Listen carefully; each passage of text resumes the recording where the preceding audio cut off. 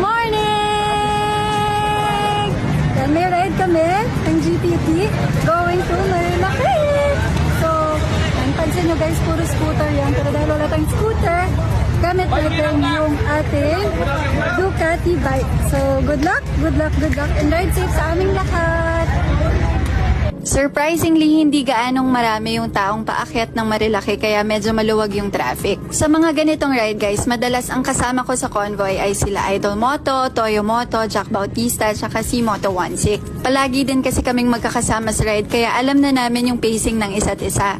Sila din nga pala yung kasama ko sa Ironman kaya kung group ride lang ang pag-uusapan, talagang okay na okay kaming magkakasama mag-ride.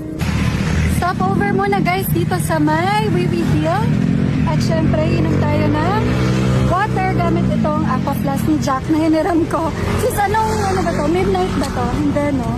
Nakalimutan kasi pero